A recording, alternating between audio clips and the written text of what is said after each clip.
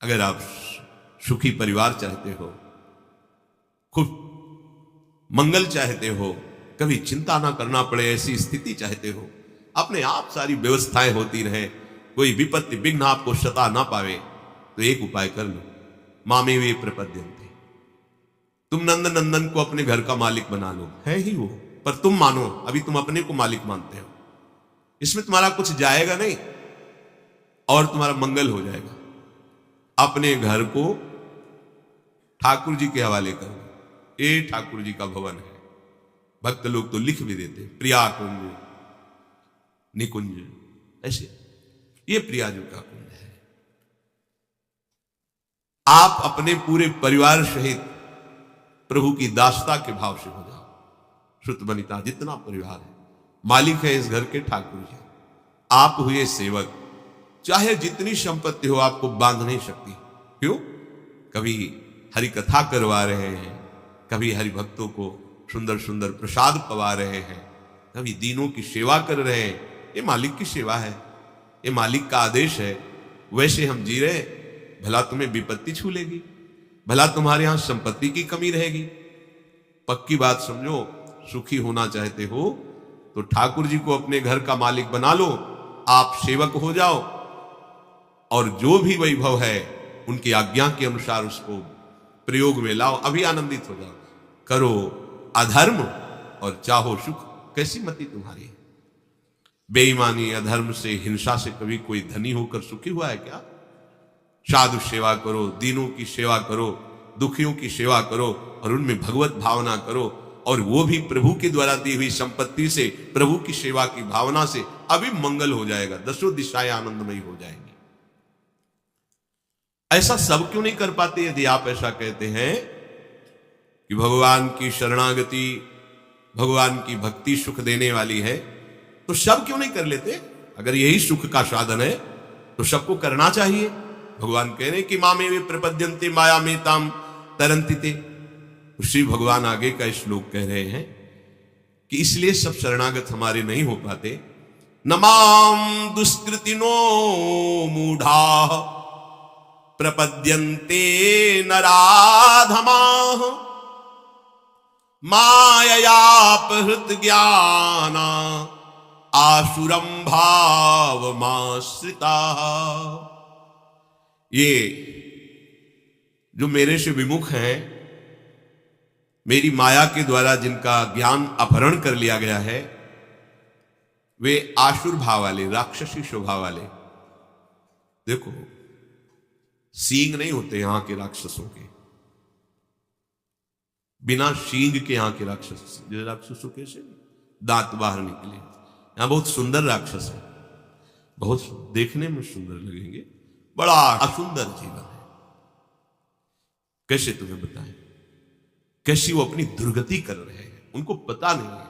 प्रमाद स्थिति में कैसा अपना नाश कर रहे हैं, कैसी बुद्धि हरि के भजन न करने से होती है।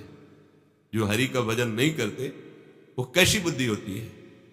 बोले, पहली बात, इतनी मूर्खता छा जाती है, कोई हीरा छोड़कर कांच बटोरने लगता है।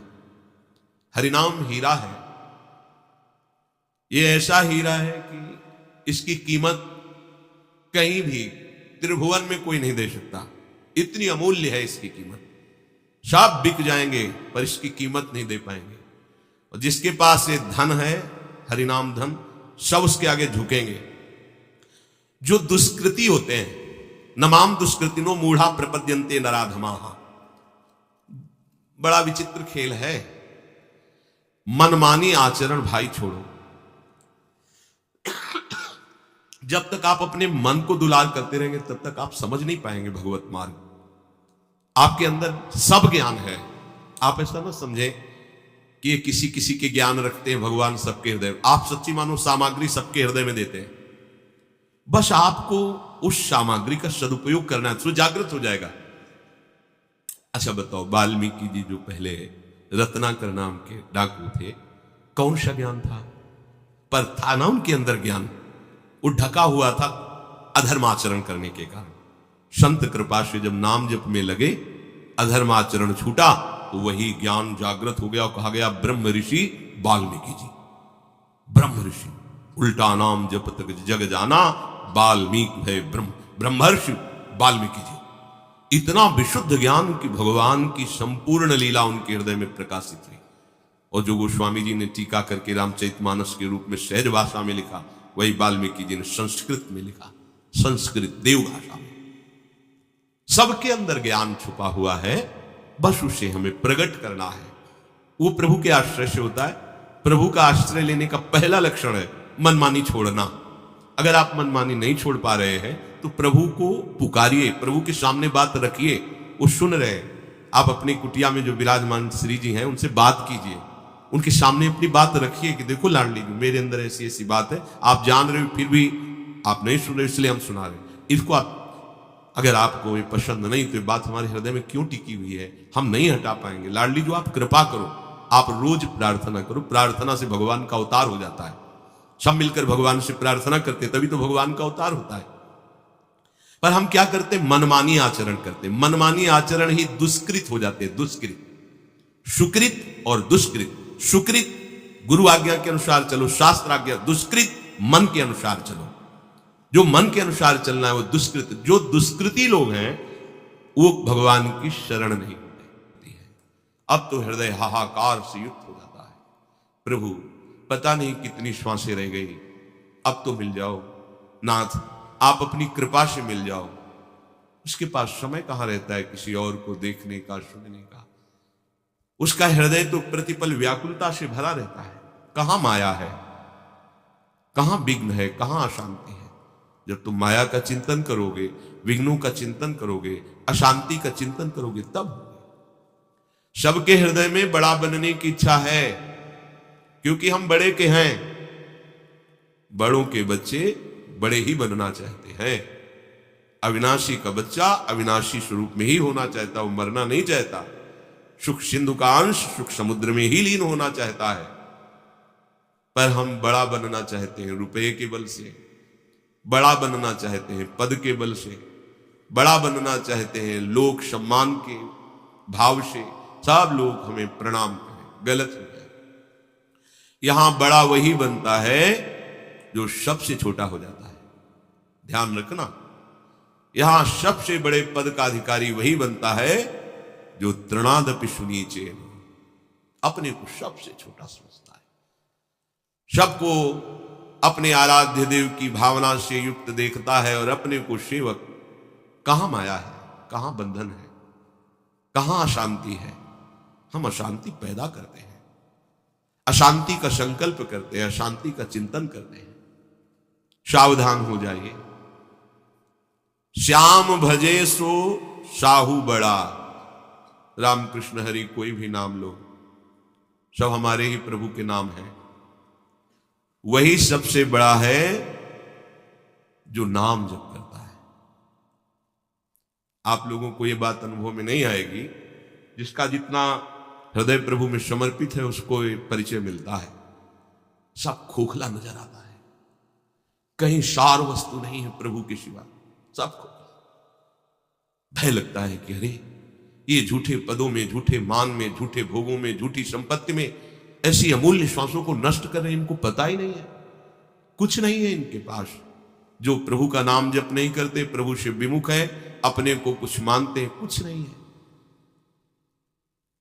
वही बड़ा साहू है, वही जमींदार है, वही पदाधिकारी है, वही धनी है, वही सम्राट है जो श्याम भजे, भगवान नाम का धनी। और जो कामना को भजे तो कह रहे काम भजे सो है बड़ चोर। जो कामनाओं के पीछे मारा घूमता है वो चोर है। आप उसे चोर कैसे कह सकते हैं? चोर तो वो होता है जो दूसरे की वस्तु का अपहरण करे। आप किसी को चोर क्यों कह सकते हैं? बोले हां, प्रभु ने श्वासें दी, अपना कल्याण कर लो, साधन धाम मोक्ष कर द्वारा, पाहिन जे परलोक सम्हारा।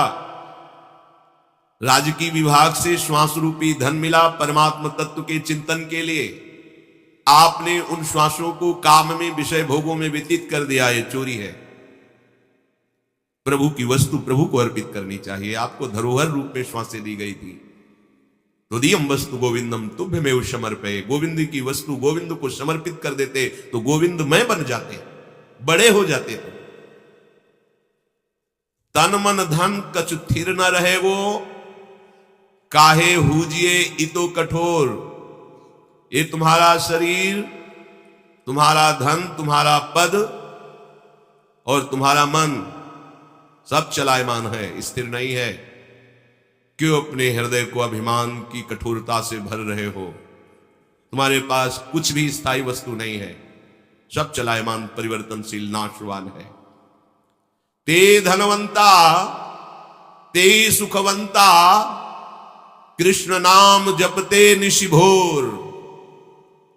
वही सबसे बड़ी धनवान, धन संपत्ति वाला, वही सबसे बड़ा सुख सामग्री वाला, सुखवंता, जो रात दिन कमाई नाम की कर रहा है। कृष्ण कृष्ण कृष्ण कृष्ण, राधा राधा राधा राधा। ते धनवंता ते सुखवंता, कृष्ण नाम जपते निशिभोर। रात दिन जो नाम जप कर रहे हैं वही धनी, वही सुखवान।